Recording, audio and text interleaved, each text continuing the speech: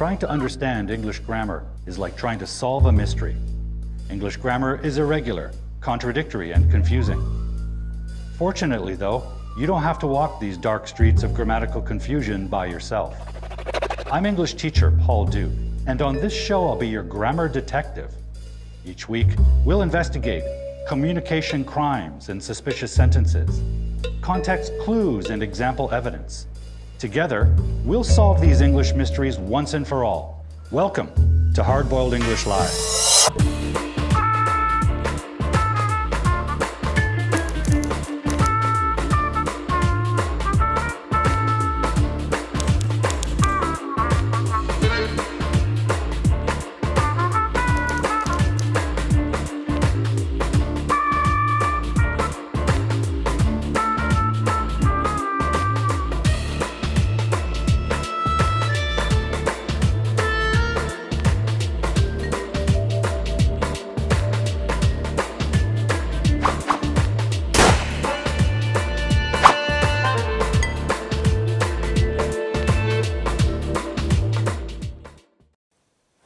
Hello, Grammar Gumshoes, and welcome to Hard-Boiled English Live. It is Friday, April 26, 2024, and I'm thrilled to be with you once again. I'm your humble host and grammar detective, Paul Duke, and on this show we investigate and hopefully solve your grammar mysteries. Tonight we're going to take a look at a very fascinating English mystery, and it was posed to me, a question that was posed to me not long ago on my WhatsApp group.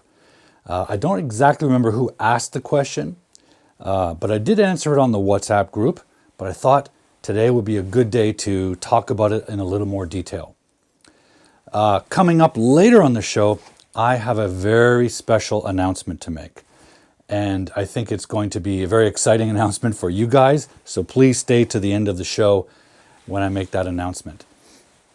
In the meantime, I'd love it for you to say hello in the comment thread and tell me what country you're watching from, because that to me is the greatest thing about this show, is that we can connect all around the world and make new friends, and for me, I can help you guys improve your understanding of English grammar. And that is the goal of this show. So wherever you are, please say hello. I think some folks have already done so. I thank you for that. So Suwan says, hello from Malaysia, Paul and Gumshoes.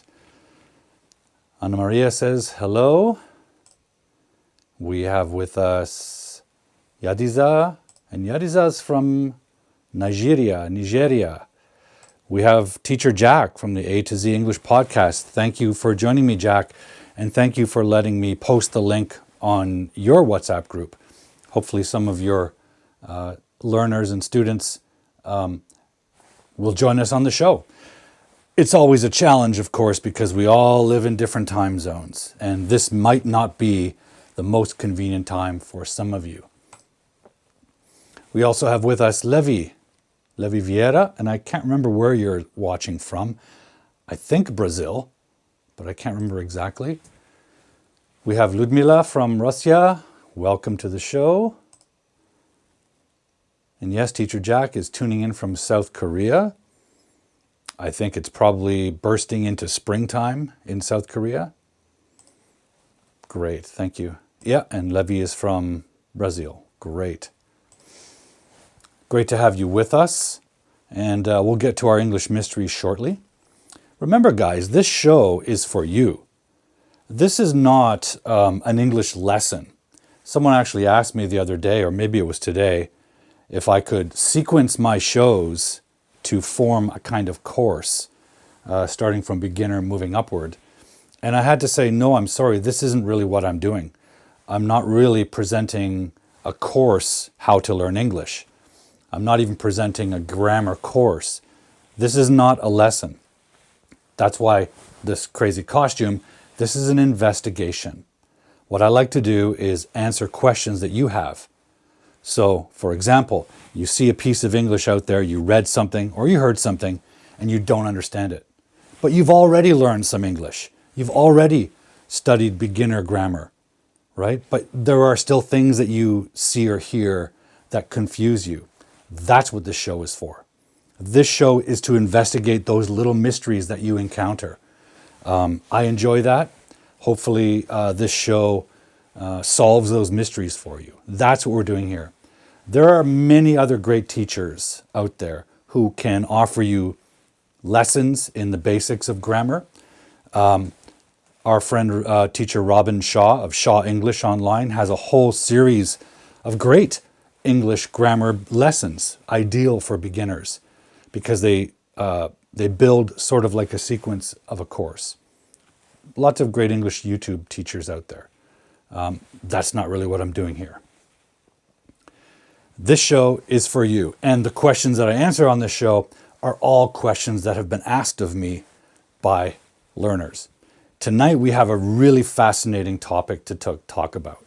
As I said, we talked about it briefly in my WhatsApp group, but the difference is, chatting on WhatsApp is fine, but it's limited.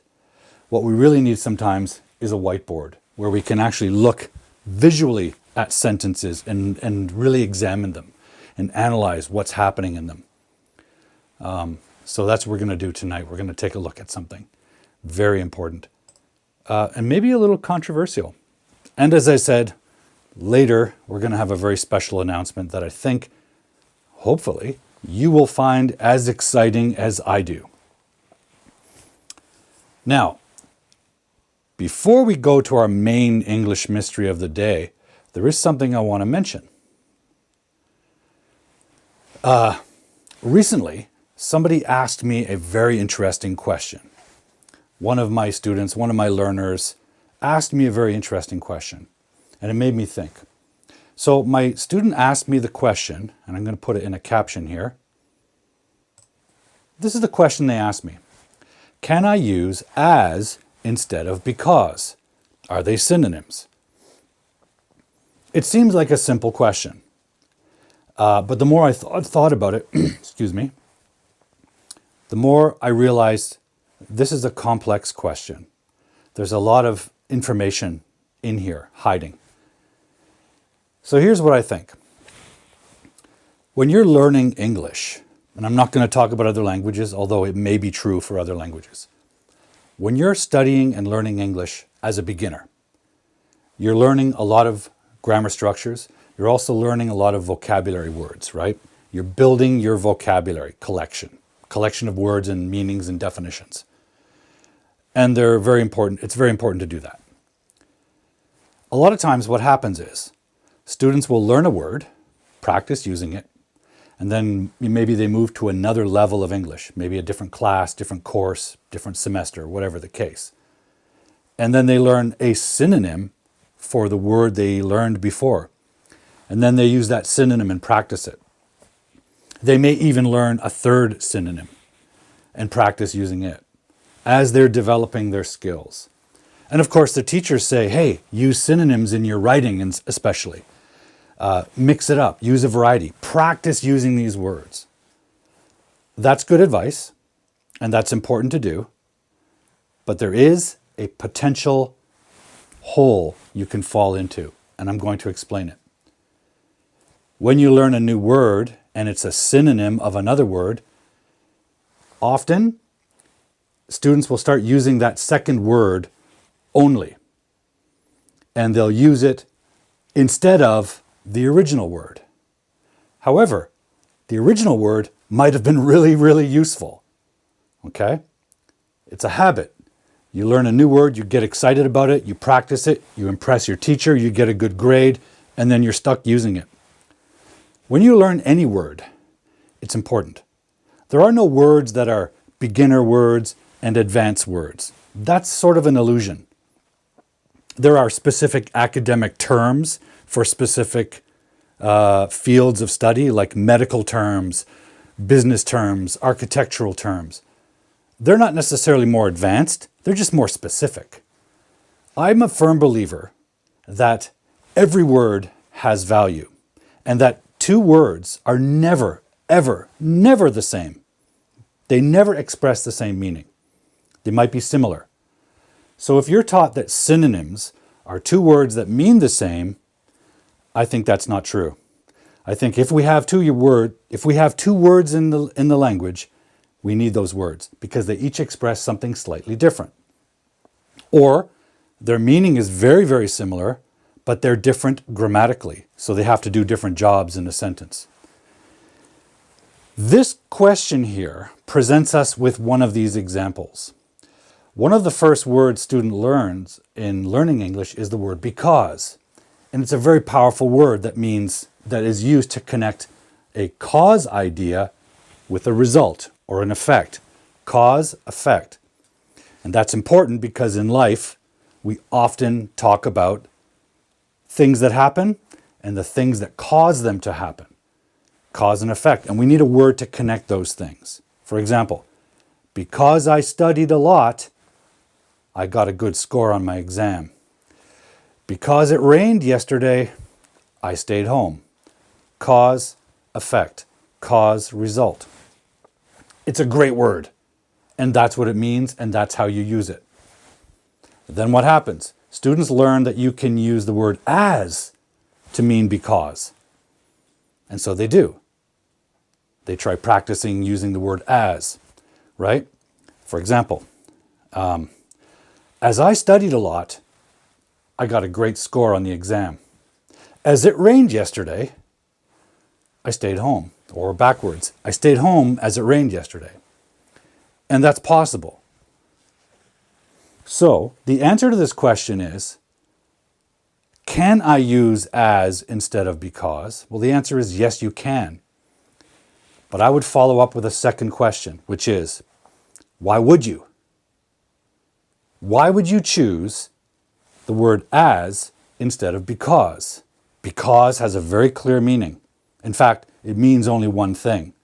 Because this happened, this is the result. On the other hand, the word as has several meanings and several grammatical uses. So, yes, you can use them synonymously, but why would you? Why would you make that choice? When I asked a student that recently, the student told me, well, for a variety, for a mix-up, to mix up my writing so I don't use because all the time. So I asked the student to show me an example. Here's what the student showed me. Where are we? The student showed me this piece of writing. Remember, their goal was to have a variety of words. They don't want to repeat words. So they don't want to use because. They want to try the new synonym they learned. Look what we have. As you know, I work as an accountant. As I like pens, and as it was raining yesterday, I brought my umbrella to the pen store. I sang as I walked as quickly as I could so I could get there as soon as possible. I bought 50 pens as they were on sale. As far as I'm concerned, it was a great day. Now that's not a bad piece of writing. And by the way, my student allows me to use this with permission, so I'm not stealing their work and showing it to you and making them feel bad. They want to help other learners. Look how many times they've used the word as. In fact, they never use the word because. So instead of mixing it up like they said they would, they've just used as a whole bunch of times instead of because. Now there are other meanings for as. You can use it as a comparative, right? Let's say we're comparing rabbits, which we often do on this show. We compare rabbits. This rabbit is not as big as this rabbit, right? Or this bunny is not as small as this bunny. Or this bunny is not as cute as this one. So we can use it as a comparative, right? We can use it to use in time expressions like as, what's an example of that? As soon as possible, right? We have that here. So in fact, in this piece of writing, they've used as every possible way, including to connect cause and effect. Now let's highlight the times when they've used as with a because meaning. So in the red, you can see all the different as uses. And in the blue, you can see where it should be because, where they mean because. As I like pens, because I like pens, and because it was raining, I brought my umbrella to the pen store. So the reason they brought the umbrella to the pen store is because they like pens and because it was raining. Further down, we also see as they were on sale. So I bought 50 pens. Why? Because they were on sale, as they were on sale. And at the end, we see, as far as I'm concerned, it was a great day as I saved money, because I saved money. So my advice to this writer was, look, you wanted a variety, but instead you've got a whole bunch of uses of as. You've repeated as a number of times. That's too much repetition. Okay? We want to save repetition, especially in writing, to emphasize something. But it won't be emphasized if you use it this often. Right? So my advice for all writers and speakers is avoid repetition until you really need it. Then when you repeat something, it stands out and it adds emphasis. The other piece of advice is you're using as so much. Why not just use because in those blue moments? Because I like pens, because it was raining, because they were on sale, because I saved. There's nothing wrong with the word because, right? So yes, you can use as this way. But as has several different meanings and uses grammatically. So it's easy to get that mixed up. Where, on the other hand, because has one meaning and one use. So, can you use as instead of because? Yes. My advice is don't. Just use because. Right? You learn because when you're a beginner, but that doesn't mean it's a word that isn't commonly used. That doesn't mean it's not a cool word to use when you're advanced. Even the most advanced, intelligent, highly educated, brilliant writer and speaker of English, like a professor or a world-famous author, they still use because, right? So my advice is use because. Use as for other stuff. Use it for comparatives, right? As large as. I'll get there as soon as possible. That's a better use of as. When you mean to link cause and effect, use because. Nothing wrong with the word because. Let me just quickly say hello to Yunus, who's joined us. Guy, I think this is Angi. I can't remember. Anna? Can't remember your actual name. Anyways, guys, that was that question that I was asked. I thought it was very interesting. It's a synonym problem. Never underestimate the value of the words you learn when you're a beginner. They might be the first words you learn. It doesn't mean they're not useful when you're an advanced learner. Basic words are good. On account of, can it be a synonym of because? It's possible, right? On account of this happening, I did this. It's possible. But here's the difference. Because is one word. On account of is 3 words. Which one's better? Well, in my opinion, philosophically, one word is always better than 2. 2 is always better than 3. If you're, for example, writing an essay all about the causes of something, for example, what are the causes of the COVID virus? You have to write an academic paper, a virology paper. Well, you're going to have to talk about causes a lot. You're going to have to use the word because a lot. That's to be expected. But you could sprinkle in some other synonyms for that. You could use on account of. You could even use as occasionally. But these words are connector words. They're not nouns and verbs.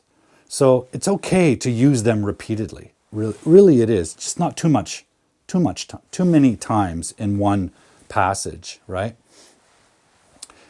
Repetition is important, but it's a powerful tool to use. Not often. Use it occasionally so that it has more impact.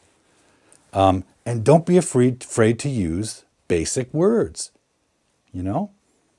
Don't abandon the things you've learned when you were a beginner. Here's an example. I like my beginner words because people can understand me easily.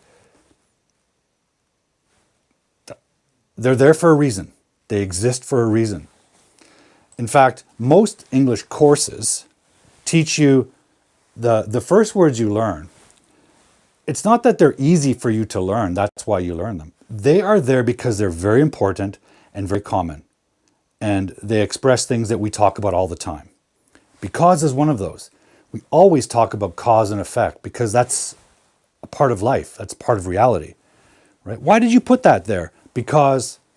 Why did you come late to the meeting? Because. Why do you want to learn English? Because it's part of life. So we need to express that early in our learning, right? It doesn't mean these are beginner words. It means that these are common and important words. And you should use them from beginner to the most advanced level you get to. All right? That's just something I wanted to talk about tonight. Now then, let's get to our main mystery of the day. And this is a very interesting one. It started with an innocent question not long ago. So here we go. Let's get ready. I'll get ready if you get ready, and we'll take a look at our mystery of the week. Okay, what is it? Well, here it is.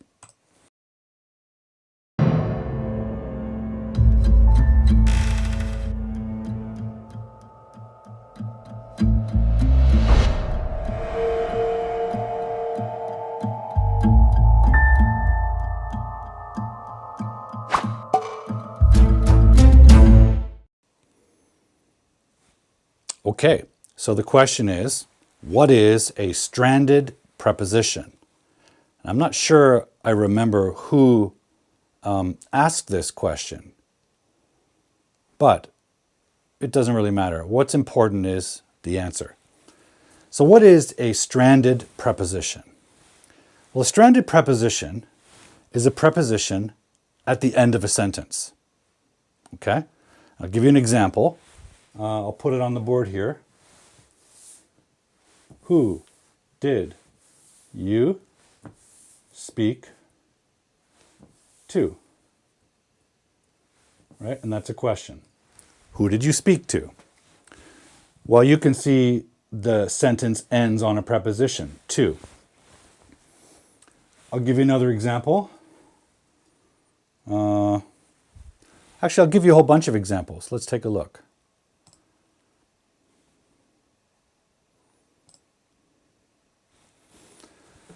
So here's some questions. Who is the woman you spoke to? What is the problem he must live with? With is a preposition. Which team did Rivera play on? On is a preposition. Where do you come from? From is a preposition. And finally, what city do you live in? Now these are all sentences with a stranded preposition. They end with a preposition. Now, when you've learned English, you might have been told by a teacher that this is really bad.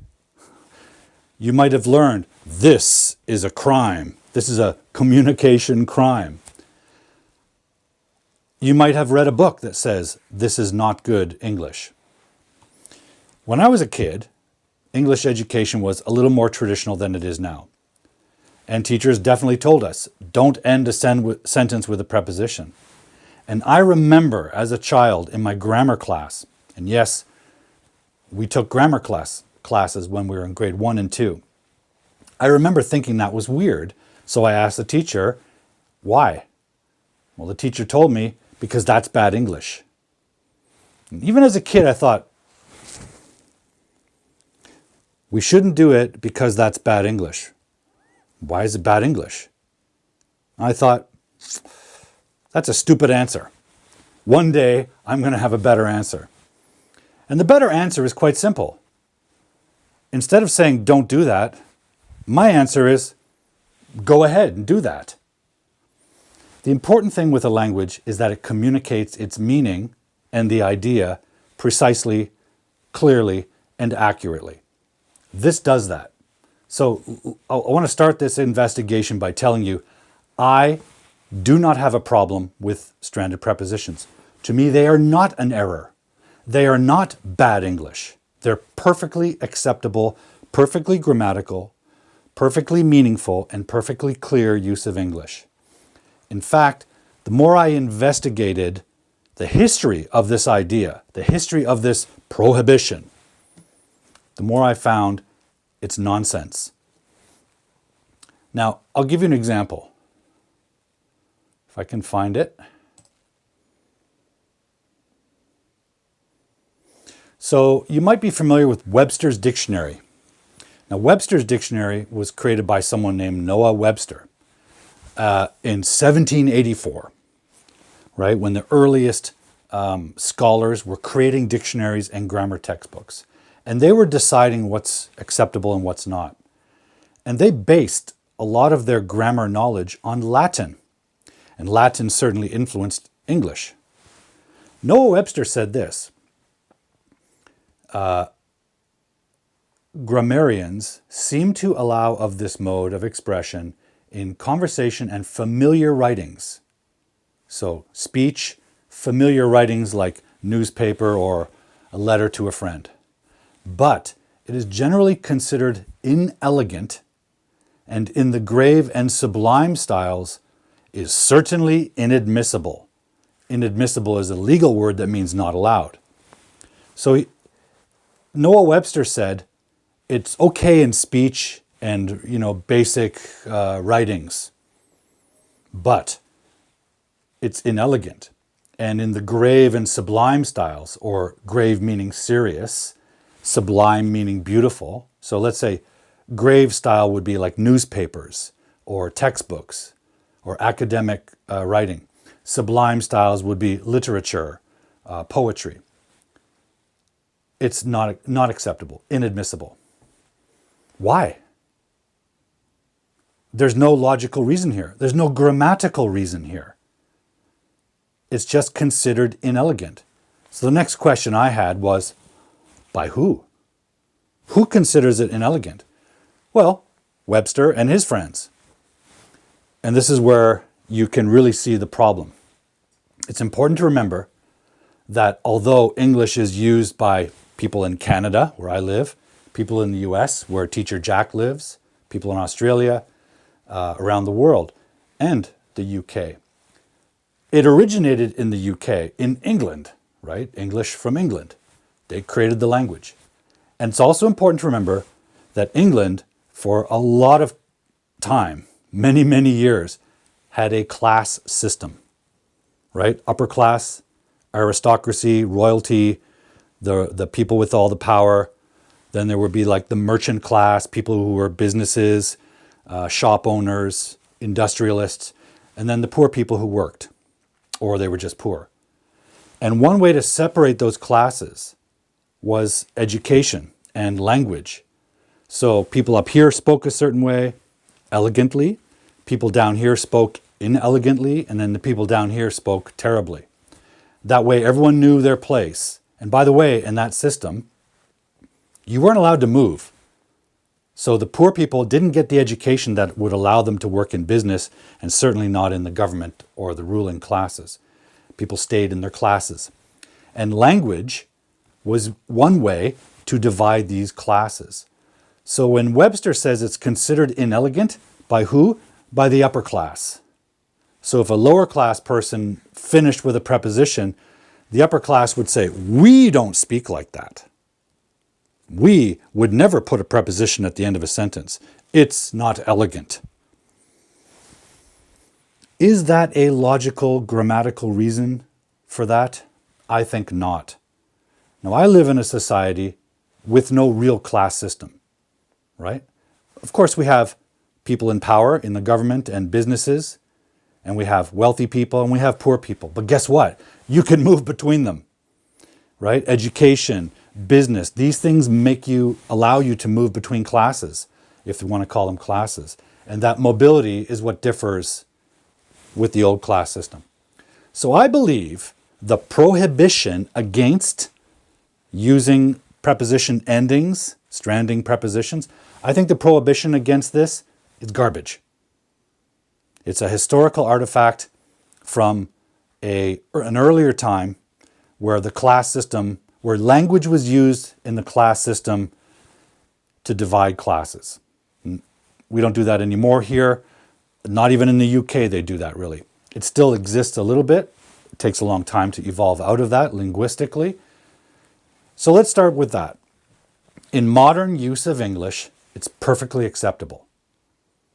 But we should understand it grammatically, and that's what I want to look at. Okay?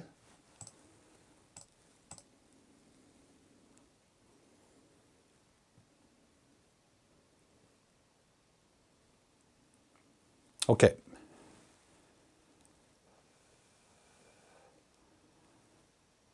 So I see some comments here. I'm going to reserve those until the end so we can continue forward here. So now that you guys know how I feel about it, I feel that it's a garbage rule, it's an old rule, and teachers passed it along and didn't even know why they were doing that. The teachers that taught me don't end a sentence with a preposition, Paul, those teachers were just repeating what they were taught, and they didn't ask why. I'm a person who likes to know why, and if I can understand it, I can make recommendations to it, or I can use it and control it. So I'm going to show you why this is a problem and why it's not a problem, okay? And why it's perfectly acceptable. So let's go back and look at a couple of these examples. Again, this is one of two places where we see stranded prepositions. We see them in questions. Who is the woman you spoke to? What is the problem that he must live with? Which team did Rivera play on? Where do you come from? And what city do you live in? So these are questions, right? So we often see stranded prepositions in questions, and I'll show you the reason why in a moment. Actually, let's do it right now. So on previous episodes, I've told you many times what prepositions do. Prepositions connect nouns, right? I can't just say pen, cup, pen, cup. I don't understand the relationship between the noun pen and the noun cup. What's the relationship? No meaning. But if I say pens, or pen in cup, now we can see a spatial relationship, a relationship in physical space, pen in cup. Prepositions have one job grammatically. That job is to connect nouns. Preposition plus noun. And the way to remember that is quite simple. Pre.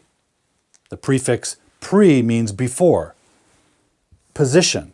What position? Noun position. Prepositions come before nouns. They connect nouns to the rest of the sentence. The rest of a sentence can be another noun, right? Pen in cup. It can also be a verb. And oftentimes we're taught verb plus preposition. And yes, verbs can connect prepositions, but there's something else after the preposition. Always a noun, okay? The job of the preposition is not to work with the verb, although it does. The job of it is to connect the noun. It's to connect the noun to the verb, okay? I want you to remember that. They connect to all kinds of things, but it's always the job to connect the preposition and the noun to the other parts of the sentence. Because we need to think about objects like nouns and their relationships to objects, other objects, right? And their relationship to actions. On previous episodes, you've also learned from me that there are two types of verbs that we need to think about.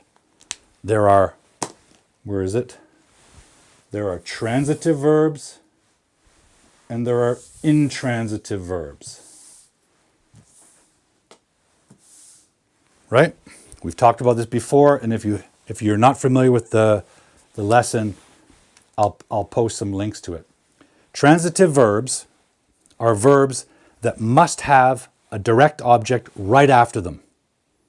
Not only must they have a direct object, they must have the direct object right after the verb. Okay?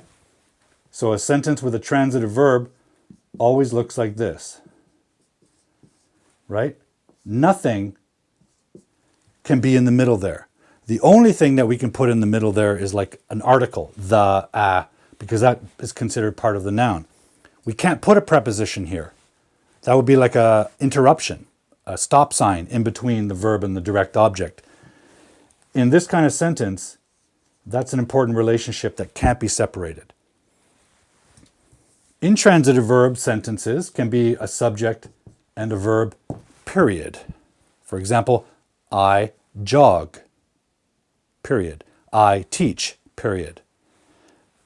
They can also be subject plus verb plus preposition plus noun. For example, I jog, that's my hobby, or I jog where? In the park. In the park, preposition plus noun. That is not possible with a transitive verb, right? Because the transitive verb needs to be followed with an object. For example, I kicked the ball. Paul threw the ball. Right? These are actions that cause something to happen to the object. Paul threw, Paul did the action, but the ball is affected. The ball flies through the air. Paul throws, and the ball travels through the air. In an intransitive sentence, you have a subject and a verb.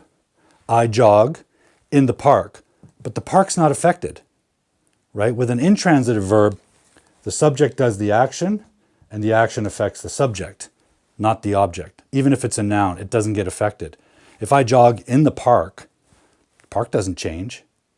But if I throw the ball changes, it flies. Okay, that means if the verb is transitive, there can be no preposition after it. We need the object.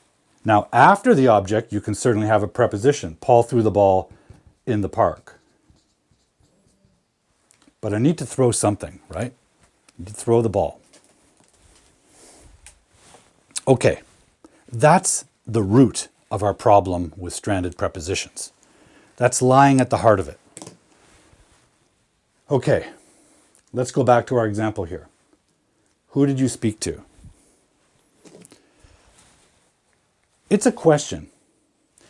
When you're asking a question, for example, who, that means you don't know something, right? You're looking for information. Otherwise, why ask a question?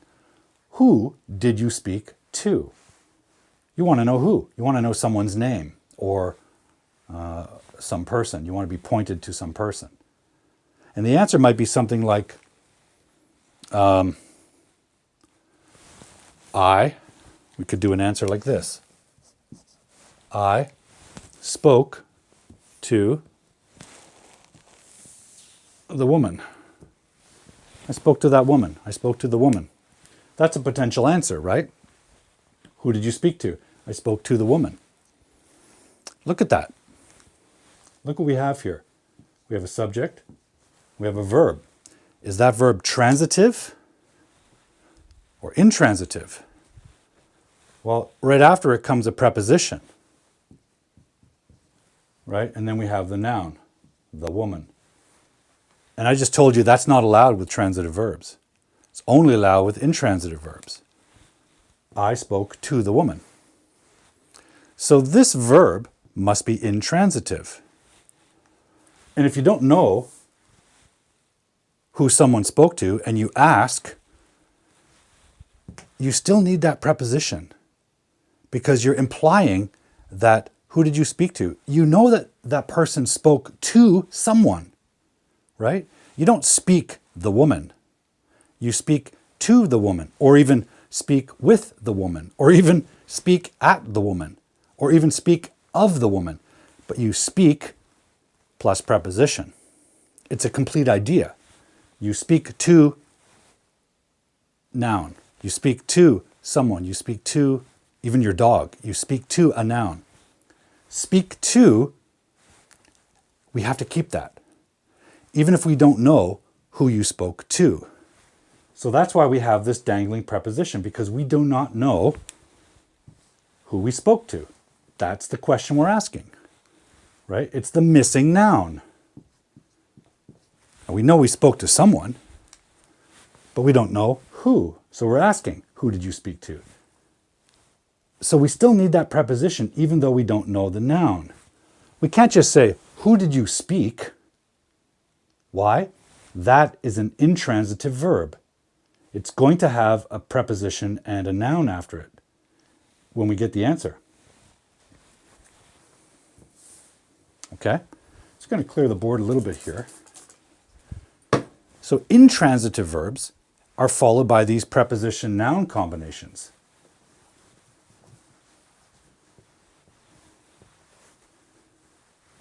And there is another way we can use an intransitive verb that also produces stranded prepositions.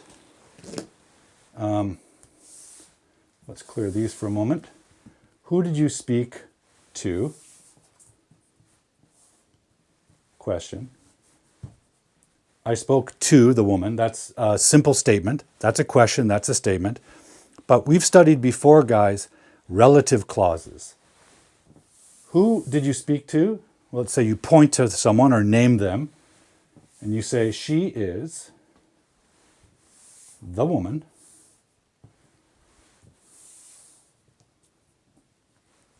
I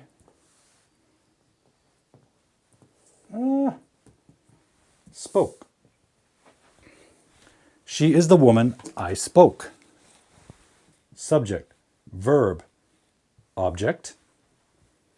And now we're going to have a relative clause, or an adjective clause, you can call it. Another subject and another verb. Is that finished? She is the woman I spoke. No, it's not finished, because we know that we speak to people. So that's not a complete idea. You don't speak woman, you speak English or you speak Spanish. So we need the preposition still. Period. She is the woman that, or I spoke to. She's the woman that I spoke to. So look, we're ending with the preposition just like with the question. We need that preposition. We need that preposition. We can't drop them just because they're at the end of the sentence. If we do that, we're not using the verb correctly, because that's not transitive. Okay, let me compare it with a transitive sentence. Okay, so this is intransitive verb. Let's make a transitive. So someone asks me a question. Paul, I saw you make an arm movement. What did you throw? What did you throw? We're asking because we don't know. We don't know the name of the object Paul threw. Someone just saw my arm move. What did you throw? And you'll notice there's no preposition, right? We have a subject and a verb and a question word. What would my answer be? Well, my answer might be, I threw the ball, right? Baseball, four-seam fastball, two-seam, whatever you like to throw. I'm going to throw a four-seam fastball, okay? Paul threw the ball. What did you throw? I threw the ball. That's a transitive verb sentence. Transitive, which means subject, verb, and a direct object. And we have those parts quite clearly. I threw what? Threw the ball, direct object. No preposition. That sentence doesn't need a preposition. It doesn't need a preposition in the question. Why? Because throw is transitive. What's missing is the object. In the answer, I threw what? I threw the ball. No preposition needed. You don't throw to the ball. I threw the ball to my teammate. I threw the ball though. The ball moved. That's a transitive meaning. In that case, you don't need a preposition. Okay? And we can make a relative clause the same way we did over here. She's the woman I spoke to. What did you throw? Let's say this is the ball that I threw. There's a relative clause. This is the ball that I threw. Now here's the transitive verb. There's no direct object after that. Why? It's over here. In a relative clause, it's over here. But it's transitive, so it doesn't need a preposition. In fact, it can't have a preposition. And that's why that sentence does not have a preposition at the end. No stranded preposition. Here, we have to strand the preposition because we have to keep it. It has to be part of that verb plus noun idea. It's an intransitive verb. Okay, so far so good. Let's look at a short list of those examples again. So in questions, we have this stranded preposition at the end. Who is the woman you spoke to? What is the problem that he must live with? Which team did Rivera play on? Where do you come from? What city do you live in? For example, the last one, what city do you live in? The answer would be, I live in Vancouver. Because you live in a place. You don't live Vancouver. You live your life. Where do you come from? I come from Toronto. I don't come Toronto. That preposition's part of the idea because these are intransitive verbs that need prepositions. Let's look at the relative clause version of these. She is the woman I spoke to. He has a health problem that he must live with, right? Because you must live with health problems, right? If you made a statement, he must live with a health problem. The New York Yankees is the team Rivera played on. So a statement would be Rivera played on the New York Yankees team because you play on a team. You don't play the team, you play baseball. You play on the team. Toronto is the city I come from, right? You don't come a city. So if I made that into a statement, I would say, I come from Toronto. Vancouver is the city I live in, or I live in Vancouver. That preposition is important. The verb, intransitive verb, preposition, noun, in this case, the city. We need to keep that together. Even if we rearrange the sentence, we still need those parts. That's the key. That's why we strand the preposition at the end. Okay, because we can't lose the preposition. And by the way, it's a very common error I see a lot of, people just forgetting that preposition. Don't do that.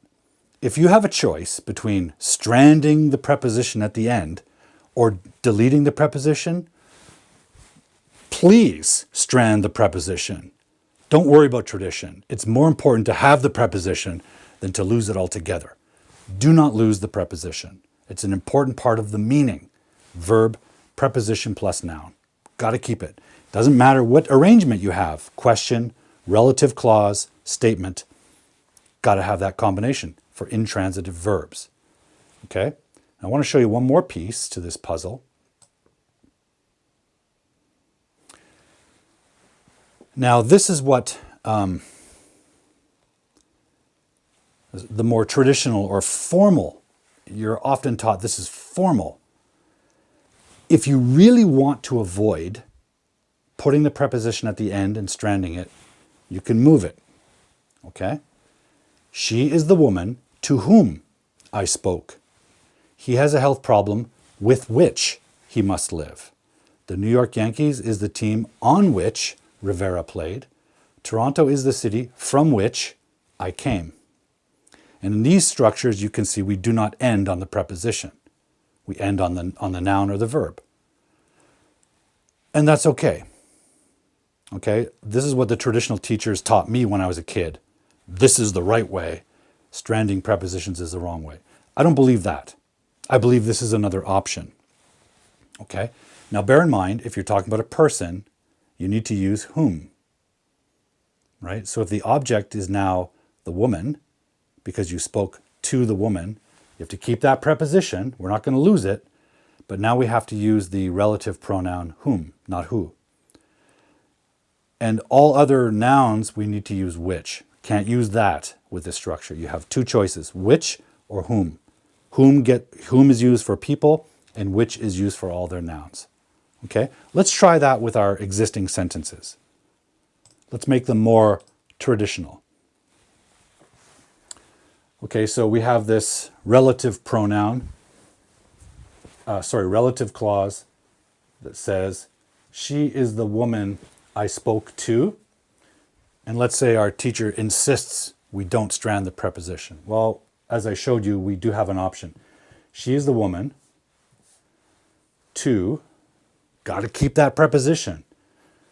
But let's bring in the relative pronoun whom. Sorry, guys. To whom I spoke. Okay? She is the woman to whom I spoke.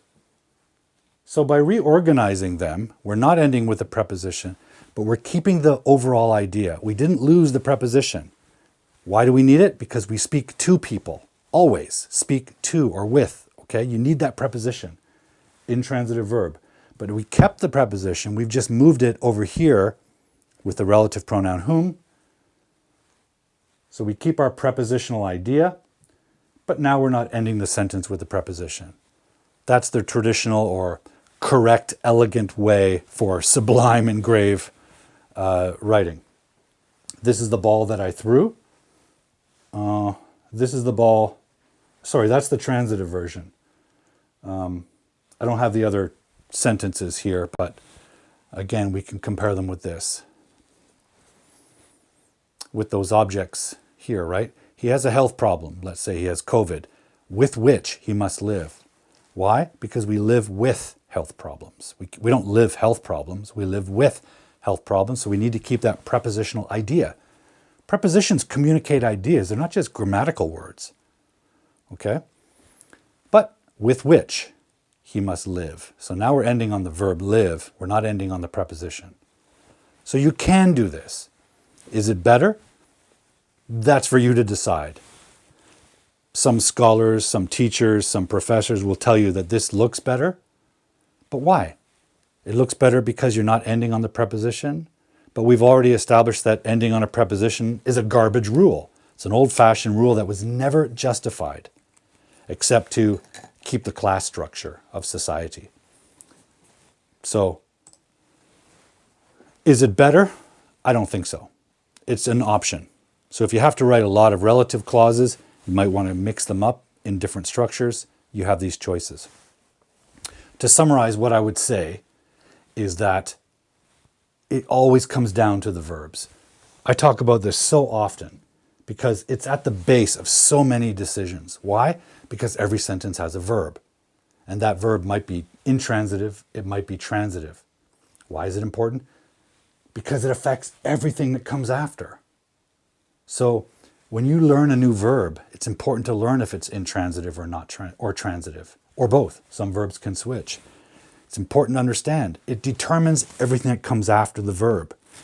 And it really is the reason why we end with prepositions. Because intransitive verbs sometimes need that preposition to complete the meaning, right? So, can you end a sentence with a preposition? Go ahead. All right? Perfectly allowable.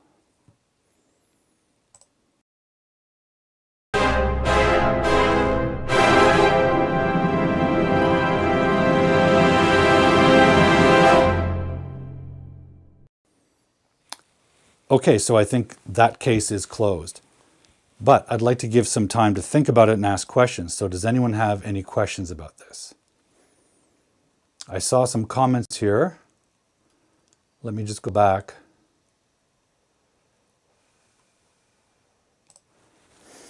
So Jack said, it seems this idea should be avoided, originated from writers Joshua Poole and John Dryden. Exactly. Who are trying to align the language with Latin. Yeah, it's important to remember, English is not a pure language.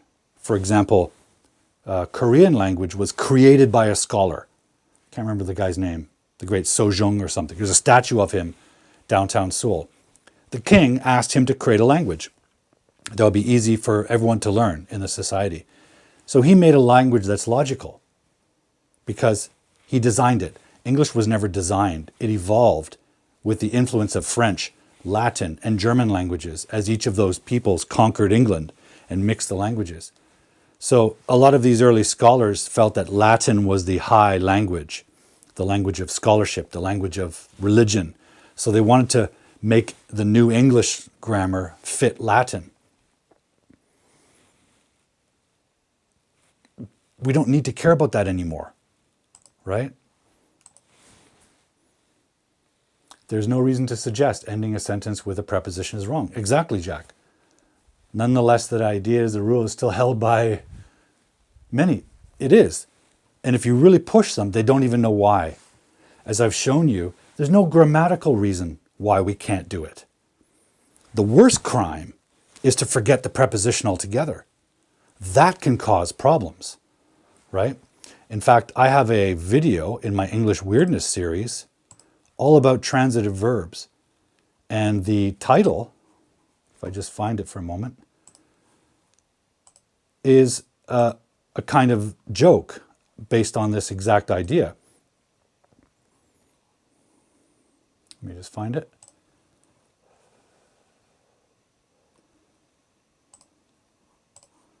Where is it now?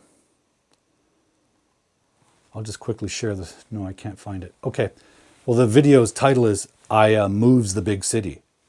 She moves the big city, right? There should be a preposition there, moves to the big city, right? Because move is intransitive. You move yourself to the big city. But she was forgetting her prepositions and said something weird. Moved the city. Sounds like you're superwoman and moving the city. So sometimes if you forget the preposition, it creates a whole new meaning that can sometimes be kind of weird. So for example, here's a good example. Speak to. Why? Because we speak to people. We don't speak people. Speak is a verb. To is the preposition. People. Speak to your friend. Speak to your teacher. Speak to your parents. We need to keep that idea intact. If we lose the preposition, the idea is broken. Right? So, as we've seen grammatically, there's no reason we can't do this. It's perfectly acceptable. Now, to whom I spoke is fine too. It does sound a little bit like that you're trying to be fancy, maybe.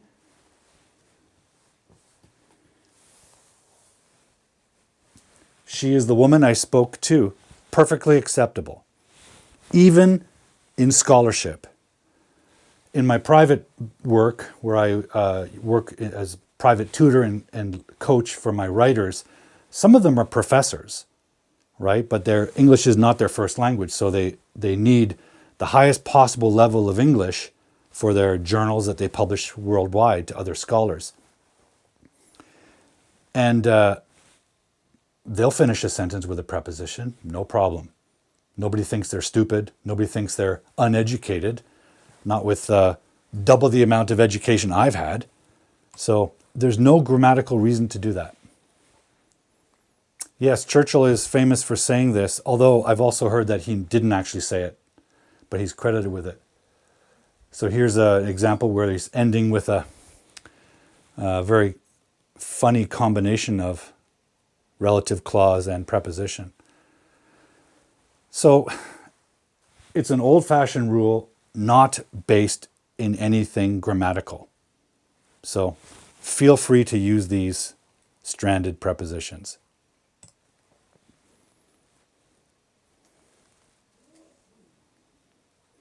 Yeah, me too, Jack, me too. And if I really push my father, why can't we end it? He would just say, it's not good English. That was the reason everyone held to. But they could never explain why it isn't good English. There has to be a linguistic reason. Otherwise, it doesn't make sense that it's bad English. There's nothing grammatically wrong with that. It's perfectly grammatical. It's perfectly semantic. It expresses the meaning we want.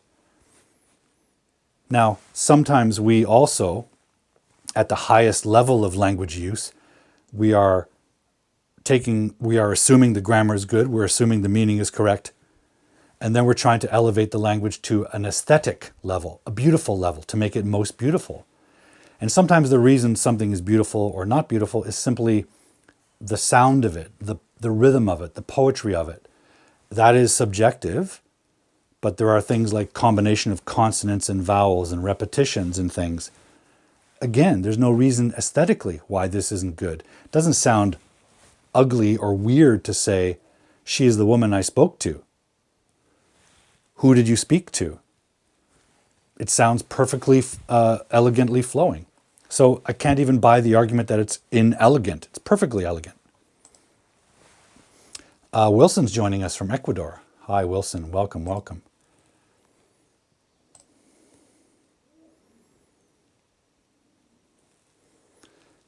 How about this sentence? I have to go. Go is a verb, but you said that preposition plus now. Okay, so this is the one thing that confuses learners. Preposition connects noun, but when it's part of the infinitive verb, it's not really a preposition anymore. So to go is not preposition plus verb, it's just verb, right? When you talk about the infinitive verb, it's to plus verb. That's not what we're talking about with prepositions. That's a weird, confusing exception. So I would encourage you not to think of that as a preposition. It's more like what we call a particle. It's part of the verb. The particle to plus the base form verb forms the infinitive structure. No other prepositions work like that. And for example, a lot of students from Spanish language or Portuguese language often confuse the infinitive verb with for plus verb, like I went to the store. Why? For buy pens. For buy. For plus verb. That's impossible in English, right? So if to were a preposition, which it's not, but if it were, it should be removable and replaceable with another preposition. Doesn't work. So it's not really a preposition, it's part of the verb.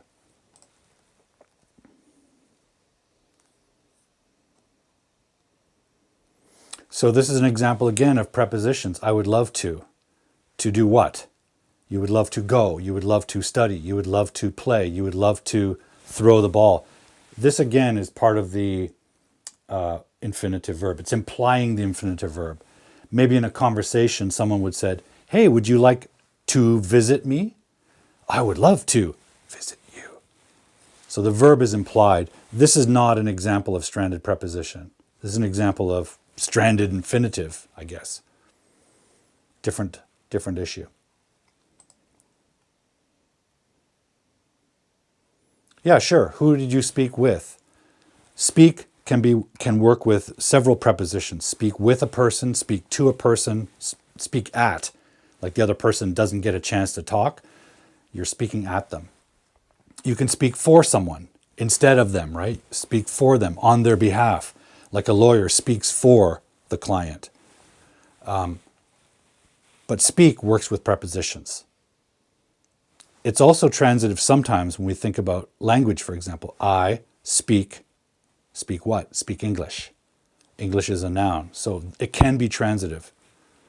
This is the problem with verbs. Some of them can be transitive and intransitive.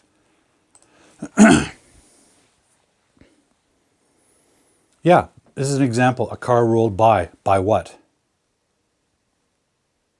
Something's missing, right? Something can be understood though. A car rolled by me. Or a car rolled past me. A car rolled under me. A car rolled over me. It's implied that it rolls by you. But if you say a car rolled and you drop the preposition, you just say a car rolled, we lose the idea. We lose the relationship between the car's movement and you, right? So what you're really saying is a car rolled by me or a car rolled by us, a car rolled by our school, a car rolled by my camera. There is a noun that's implied. Probably in the conversation it's been made clear, right? But it's a stranded preposition, and it's perfectly understandable unless it's isolated. Like you're isolating it here. You're just giving me this example. There's no story around it. There's no context. So it's a little unclear. But you would normally say that in a conversation, like, oh, we were sitting in the cafe and a car rolled by. Well, you've already said we were sitting in a cafe, so you and cafe are the nouns. The car rolled by us and the cafe, right? So it's implied by the context what the noun is. So it's perfectly clear. It's not a problem to strand that preposition.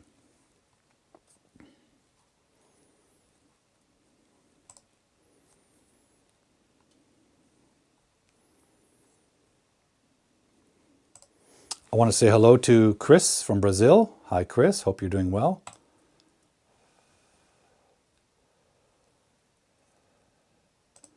Yes. Thank you, Jack. King Sejong. So I guess Sejong isn't the one who designed the language, but King Sejong tasked or commissioned one of his great scholars to design Hangul, I think, to formulate it. I think it was spoken language only, but he wanted to formulate it in a way that could be taught. So a language that's designed obviously is much more efficient, much more consistent with its grammar, which I believe Korean is, because it was created from scratch. It didn't evolve like slapped together over time when the Germans conquered England and then the Romans conquered England and the French conquered England, and each time added new grammars and new spellings. That's why English is a mess, right? Okay, I'm just going to move down here. Yeah, here we go. Jonas says we speak on YouTube. You don't speak YouTube. You speak English, but you speak English on YouTube, right? YouTube is the platform you speak. No, YouTube is the platform you speak on. Okay? I just use the example of the intransitive word speak, but there are many, right? We've seen those examples.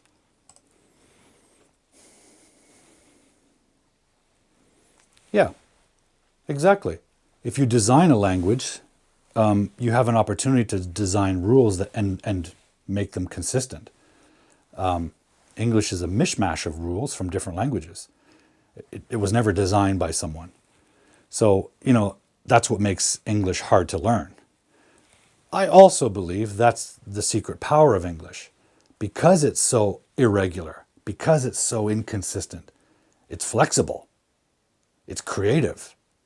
Maybe that's why it has this kind of open architecture, open source, if you will, that can absorb other languages. It can also be twisted and, twisted in mind, and you can do all kinds of things with it.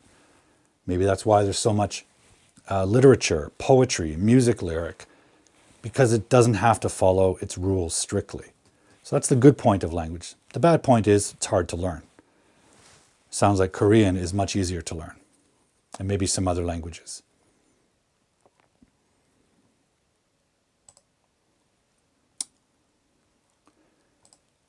So hopefully, guys, that clears up a little bit of that mystery of stranded prepositions. So in summary, stranded prepositions are perfectly acceptable in modern English, even scholarship English. Okay? Don't be afraid to use it. I think it's an old-fashioned rule that's not based in grammar. It's based in snobbery, if you will. It's really based in classism. Some people wanting to speak in a way that the other people don't, so that we feel different and we can identify who's up here and who's down there. That's not how we're using English in the modern world. In fact, we're using English as a global lingua franca, a global language that we can share to not only minimize class distinctions, but minimize global distinctions, national distinctions. We want to be able to communicate with each other and make a more borderless world, at least communicatively.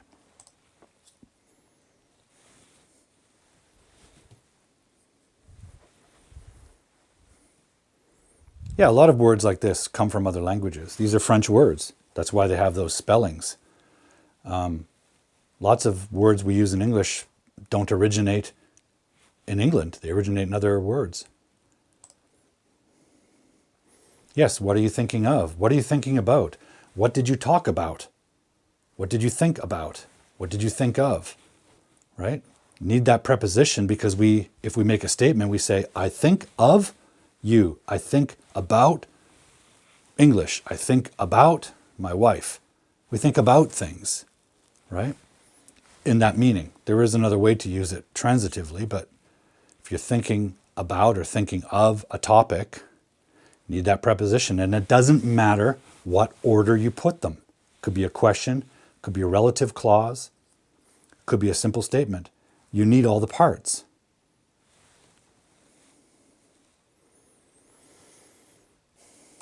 What are you waiting for? Right? So this is a classic example. We don't know what you're waiting for. That's why we're asking. And the answer is the noun. I'm waiting for my bus. Right? So the missing noun is what we're asking about. So we need the preposition. Absolutely. It's perfectly acceptable. And in my opinion, it's perfectly grammatical to strand the preposition at the end. There's a perfect grammatical reason for doing it. And you can move it into the sentence if you want, but you don't have to. The main thing is, don't lose the prepositions. Look at this sentence. What are you waiting? If we remove for, we have a totally different idea. What are you waiting? What do you mean, what am I waiting? That makes no sense. Okay? Now, guys, time is running out, so I want to use the rest of the time to bring you a very special announcement. This is a small project, a small episode that I've been working on for quite a while, and it's now official. And it's about a special guest.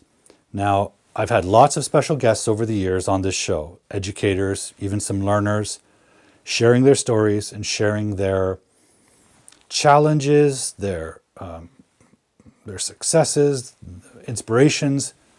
And a lot of them are educators, teachers, other live streamers. Many of you know teacher Robin Shaw. I met him and invited him on my show a couple of years ago or last year. That's how we met. Teacher Jack has been on my show. A lot of people. Teacher Wilson has been on my show. Wilson from Ecuador. I love having guests on my show. This guest has been a challenge to have on the show, partially because of her. She's busy. She's a very busy YouTube educator. She's a very busy mother, I believe. And she's in a very different time zone. So that's presented a lot of challenges. However, we've managed to figure out a way to do this. So it's my great honor to announce that very soon, May 10th, teacher, where's my graphic? Joining the show on May 10th will be Teacher Arnell. Some of you may know Teacher Arnell from Arnell's Everyday English YouTube channel, a very popular YouTube channel. She's one of my favorite YouTube educators, especially for beginners. When someone asks me, a learner who's a beginner, asks me for grammar videos, I often refer them to Arnell's videos.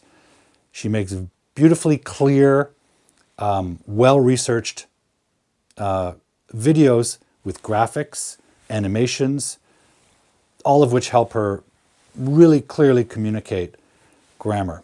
So she's one of my favorite grammar YouTubers, and she's agreed to be on the show May 10th.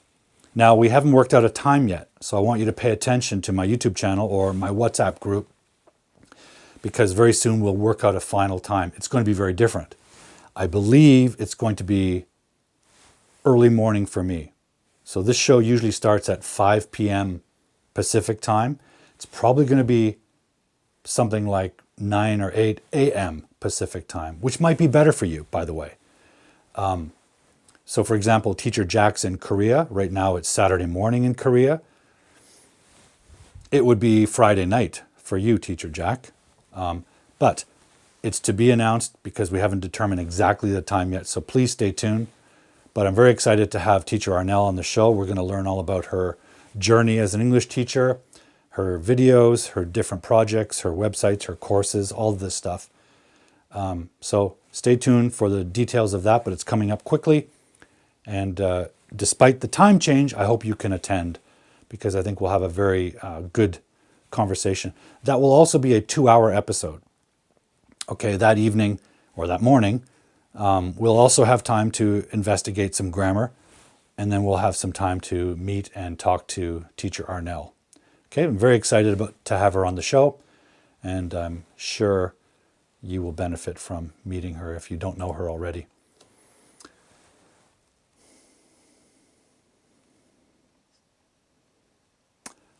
Okay, guys, I guess it's time for me to go. Hopefully, you've learned something tonight, I hope. Hopefully it's been useful for you. Please stay in touch. Contact me with any other questions you have. The more questions I can get from you, the more I can construct the show around. So please send me questions. Join the WhatsApp group. If you haven't already, subscribe to the YouTube channel. Just scan the QR code. It's the best place to watch the show. The show is on Facebook and LinkedIn and other places, Twitter, Twitch, but YouTube is still the best place. Leave me a comment, subscribe.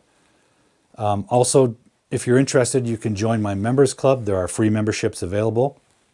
Very soon I'm going to be compiling all of my projects into one place. That's my members club. It's a website, it's a store, it's a blog, it's a course, it's a chat room. It's all of that in one place.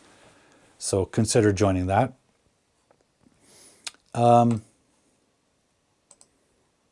Thank you for joining me tonight. Whether it's morning, day, or evening for you, I appreciate you joining me. And stay tuned for our special time and change for the episode with Arnell as our guest, so we can welcome her. Very well, folks. I will say good night, good morning, good evening to you wherever you are, and I'll see you next week at the same time. Until then, stay healthy, keep studying English, and as always, guys, stay cool. Show. If you have an English grammar question, an English mystery, contact me on social media and send me a video of you asking the question. I'll investigate it on a future show. And don't forget to subscribe to the channel and hit the bell button to get all the updates about videos and events. If you're feeling generous, you can also donate to the production costs of the show at Patreon or buy me a coffee. Finally, until the next time I see you on Hard Boiled English Live, I want you to keep learning English. Stay healthy and stay cool.